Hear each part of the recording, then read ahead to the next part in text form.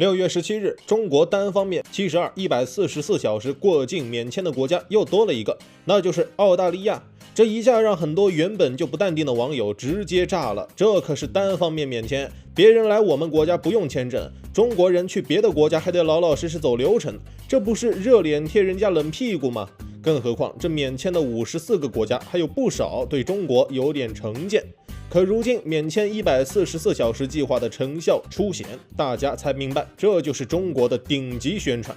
众所周知，大部分西方国家看待中国时都戴着一层厚厚的有色眼镜，在他们眼里，中国是贫穷落后的，百姓苦不堪言，过着吃不饱穿不暖的艰苦生活。在他们眼里，中国是不安全的，到处充满危险，随时可能丢了小命。中国是不自由的，人们的一言一行都受监控。这绝对不是危言耸听，而是真实外国人对中国的评价。而他们之所以戴着有色眼镜，有刻板印象，多亏了媒体的美颜，这让从没有来过中国的外国人对此深信不疑。这是一场肮脏的信息战，国外试图以此来抹黑中国，也阻止了外国人来中国的脚步。被狗咬了一口，我们总不能咬狗一口。对于国外的抹黑，我国只用了一招就轻松化解，让一大批外国人为我国辩经。这究竟是怎么做到的呢？2016年，我国就开始长远布局，对外国友人开放了144小时免签政策。一开始确实没有多少外国人来中国旅游，但近些年来中国的老外数量直线飙升，大部分都是冲着144小时免签来的。加拿大的一对夫妻在得知中国开放144小时免费签证后，打算一起去上海游玩。然而，在得知他们这一决定之后，他们的父母、朋友纷纷表示担心，认为中国没什么好玩的，太危险，甚至连政府官网都在提醒他们不要轻易去中国。加拿大一对第一次来中国的夫妻出发之前，甚至做好了冒险的心理准备，因为外媒宣传中的中国可以说相当危险。而当他们通过144小时免签政策踏入中国后，一整个被震惊，直呼以前被欺骗了，中国完全不是媒体报道的那样，甚至可以说截然相反。他们很难相信一个人口众多的大城市竟然会如此干净整洁，地上连一块垃圾都看不到。在中国更是出奇的安全，即便在半夜12点，外面依旧灯火通明，外面的小吃摊一个接着一个，香味扑鼻，甚至还会有女生独自一个人在外面行走。要知道，在国外这是绝对不可能的。更让他们惊讶的是，中国支付甚至不用手机，直接扫一扫脸就能付款，这对于他们就像打开了新大陆。于是他们将自己的所见所闻发给了父母、朋友，也上传到了网络平台上。国外的文章纷纷指责这些为中国说好话的人，认为他们收了中国的钱在为中国说好话。然而，随着我国144小时免签政策向越来越多国家开放，涌入中国的外国人也更多了，他们无一不被中国的真实样貌震撼。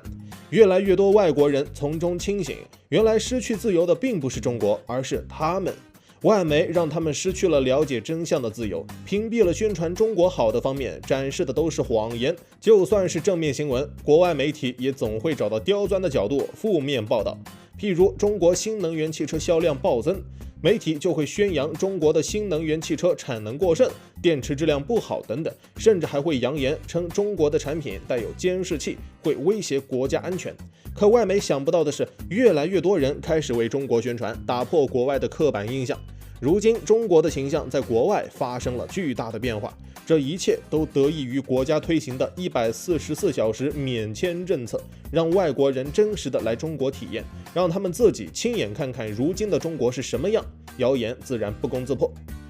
国外的空气更新鲜，国外的月亮更圆，如今风水轮流转，国外的中吹越来越多了。一个印度网友说，别做梦了，中国人根本看不起南亚人，历史上他们曾2次击败印度，宁愿撤军也不愿意殖民我们。甚至还有不少网友对此深表赞同。还有印度网友说，自己的爷爷听说中国人打过来了，兴奋地开始学习中文，没想到空欢喜一场。塞尔维亚更加夸张，这个国家对中国已经到了膜拜的地步，甚至出了一首歌，名字叫做《如果塞尔维亚像中国一样强大》。更夸张的是，有一个非洲的男子拿着毛泽东选集，短短5年时间坐上了总统之位。当上总统之后，拿着邓小平经济发展本国经济，硬生生将战乱不断的国家变成了非洲20年以来发展最快的国家。这个人便是乌干达总统穆塞韦尼。看到世界上的中吹越来越多，为他们离谱的行为感到震惊之外，其实更多的是欣喜。之所以有这么多人鼓吹中国，是因为中国真的越来越好，越来越强大了。早在几十年前是不可能出现这么多中吹的，只有国家越来越强大，才会有更多的人看到我们，发现我们的好。正如网友所说的，历史上中国做了上千年的列强，也只有近100年不是列强而已。作为中国人，我们应该要有自信，因为我们有底气。我们向来都热爱和平，但是维持和平的前提是有实力，能够让全世界都撼动不了自己。如今国家越来越强大，才能够换来和平幸福的生活。我们也应当居安思危，牢记历史，才能够立于不败之地。每天嗨科普，我是闪电哥，咱们下期见。